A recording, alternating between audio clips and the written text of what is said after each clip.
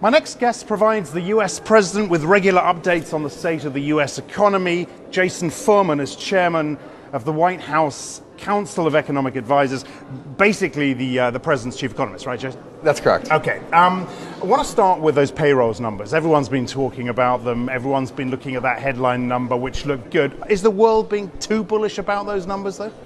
You know, we try not to get too excited when the numbers are above expectations, and we don't get too upset when they're a little bit below expectations. What we like to see is steady growth. And in the last year, we've been creating jobs at a clip of about 200,000 jobs a month. I think the most important thing about April was it completely put to rest the idea that there was any type of slowdown going on in the economy. It made it very clear that what we saw in the growth numbers was weather and other temporary factors, not some change in the economy. Is the payroll number one of those numbers where you get to sit down with the president rather than send him an email? Yeah, we always brief him in person on the jobs numbers. What was his reaction when you told him these numbers? What was his body language? I'm not going to share what the president told me in confidence. No. I guess I want to know is whether the administration sees these as purely positive. Right. I can just tell you with the president in general, he's not somebody that, he takes exactly that stance that I described before.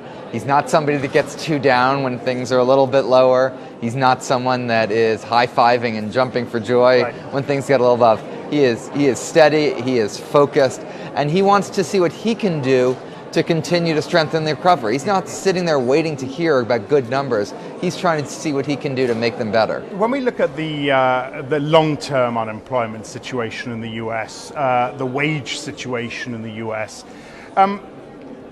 I guess my question has to be, what is the White House plan to get these people to start looking for work again, those people that dropped out? I think the biggest cyclical economic challenge we face in our economy is long-term unemployment. It is twice as high as it has been historically. The good news is it's been coming down steadily. This is not some type of sclerosis situation. It's not getting stalled out and stuck. It is coming down, but we'd like to see it come down more quickly. Two things we could do: invest more in our infrastructure and extend unemployment insurance benefits. That doesn't just help families, it helps actually keep them connected to the labor force, keep them looking for jobs so that as the economy recovers, they'll be there for that work. I noticed, I heard you say in your opening this morning that if you could have one indicator to give us a true picture, really, of what's going on, you'd look at median household incomes. That number doesn't look too good right now, right? That number has faced challenges for decades. But it's not. Does it seem to be getting better now? Well, the problem with it as an indicator is it's the best measure of how families are doing. It's also the most lagged. So the most recent number we have is for the year 2012. We don't even have it yet for 2013, let alone the year we're in, 2014. But that's where we'd like to see progress in the economy trickling down to families. A prerequisite for that is economic growth, but economic growth isn't sufficient. You need to make sure that that growth is broadly shared. A couple of other few bits and pieces. Russia, additional sanctions being considered by the G7 now. Has the White House gamed out how the sectoral sanctions would affect the US economy? We absolutely monitor a range of things on the economy, including that.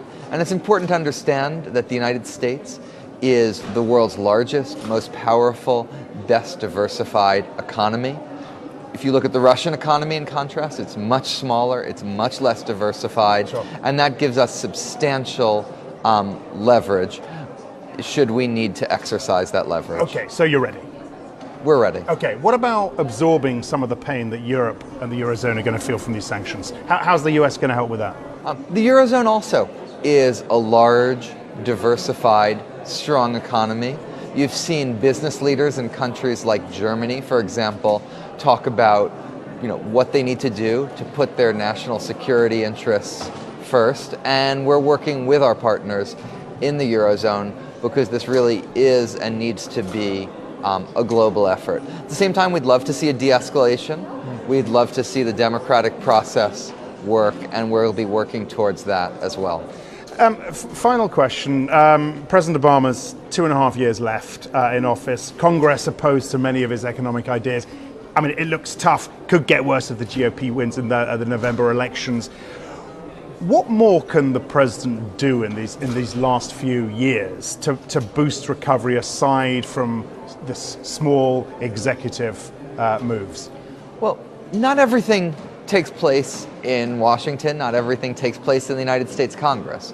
The president's declared this a year of action. You look at something like the minimum wage. We'd love to see Congress pass the minimum wage, but at the same time, we're also working with states, and several of them have raised their minimum wages since the president called for it. You've seen companies do it. The president's done it with executive action for federal contractors, and you're going to see that model throughout our economy. There's things we can do to improve retirement security, to improve clean energy, to improve the position of workers in our economy and our competitiveness. Is it hard, though, again, in the last 2.5 years, given the political context, hard not to feel some kind of resignation, given what's going on and the battles you face? It's the exact opposite. Okay. He feels urgency. It's a year of action for him, and we'll be prodding Congress. We're doing it on immigration, infrastructure, business tax reform. These are all bipartisan issues, all issues that we would love to work with Congress on, but at the same time, there's a lot of things that we don't need Congress for, and we're moving forward on those as well. All right, Jason, appreciate your time. Jason Furman, chairman of the White House Council of Economic Advisors. That is it from me. Plenty ahead, plenty of live interviews from the OECD Forum 2014 here in Paris. I'm Axel Threlfall. This is Reuters.